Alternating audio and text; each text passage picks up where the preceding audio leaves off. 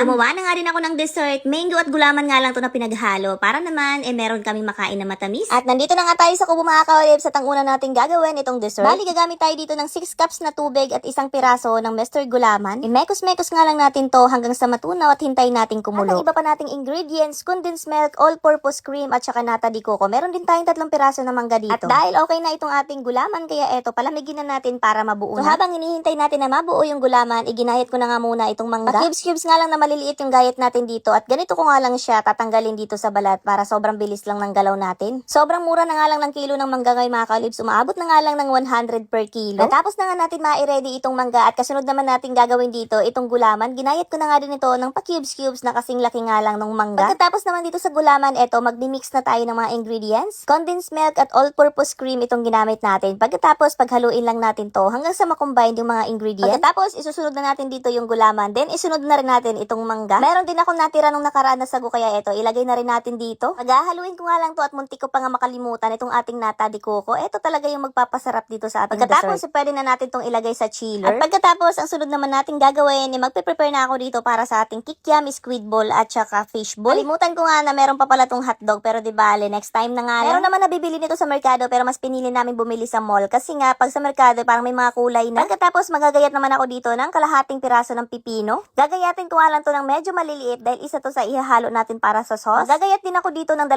piraso ng sibuyas. Dapat talaga meron tayong blender na gagamitin, pero dahil hindi ako nakapag-prepared, kaya eto, gagayatin na lang natin to ng sobrang liliit. Yun nga lang, maiiyak ka talaga dahil medyo maanghang to sa mata. Pagkatapos ko namang magayat itong sibuyas, isusunod naman natin ditong gayatin itong garlic. Ganun nga din yung gayat, sobrang liliit. Ali, isang pirasong garlic yung ginamit natin. Pagkatapos, isunod natin itong ating spicy. Eto na nga, gagawa muna tayo ng pinakauna nating sauce. Gamit tayo dito ng garlic sili at saka itong sibuyas. Kaunting ketchup, isang kutsara ng asukal, 3/4 cup na suka at kaunting asin. Dan pa natin to ng 3 cups na tubig. Pagkatapos, tunawin lang natin to. At dahil kailangan pa natin to lagyan ng cornstarch, kaya papakuluan muna natin to. Pagkatapos, lagyan na natin to ng cornstarch. Nagtunaw ako ng 2 kutsara na cornstarch sa ating half cup na tubig. Pagkatapos, nilagay na natin dyan. Hintayin nga lang natin yan na medyo lumapot at pag ganito na yung kanyang texture, pwede kaya naman, palalamigin muna natin to. Ang next natin gagawing sauce ay medyo matamis. Garlic, onion, kaunting toyo, mekos-mekos lang natin yan. Then, ilagay na natin yung 2 kutsara ng asukal. 3 cups ng tubig at kaunting asin. Then, nagtunaw din tayo ng 2 kutsara na cornstarch sa half cup na tubig. Maglalagay din tayo dito ng sili para mabalance naman yung kanyang lasa. Kain nga lang natin to na lumapot mga kalos. Pag ganito na yung kanyang texture, pwede na to. Ay, lumamig na yung ating mga sauce, kaya ilalagay na natin dito sa mga garapon. Nakagawa na tayo ng 2 klase ng sauce at etong pangatlo naman yung kasunod nating gagawin. 3 kutsara ng asukal, 3/4 cup na suka, 3 cup na tubig. Lagay din tayo dito ng garlic, sibuyas, sili at maraming pipino. Naglagay din ako dyan ng kaunting paminta at kaunting asin. So bali, hindi na natin to padadaanin sa apoy. So mekos-mekos lang natin to mga ka-olives at ready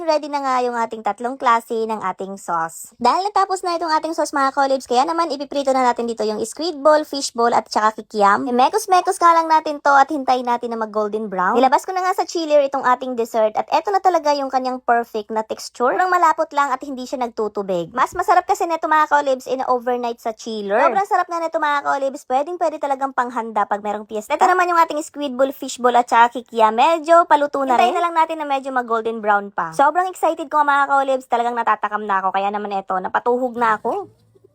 Araya, pangtusok.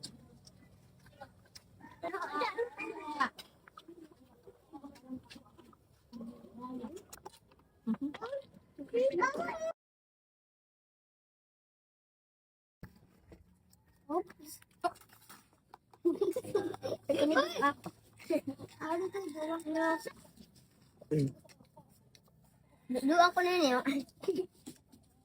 Nagsilabasan na nga yung mga tao sa bahay mga ka-olives, kaya naman eto nga nagsabay-sabay na nga kaming kumain. Kaso hindi nyo makikita yung nanay ko at saka tatay ko dito ngayon dahil nasa simbahan sila. Sarap talaga ako sa dessert na to mga ka-olives kasi nga sobrang sarap niya, para siyang ice cream. Eto nga hindi ko na napigilan kaya napakain na rin ako. Actually kanina pa lang sobrang dami na nang nakain ko. Mas masarap kasi to kainin pag mainit-init pa. Tapos yung partner mo na sauce, yung maanghang na medyo matamis-tamis, ay talagang mapapa-unleaf fishball ka talaga neto. Yung pinaka-favorite ko naman dito yung squid ball. Kasi kahit nakarami ka na ay hindi ka talaga mauumay. Ang plano talaga namin maligo sa dagat pero hindi natuloy dahil medyo maulan-ulan nga. Kaya eto, dito na nga lang kami sa kubo nagsalo-salo. Yes.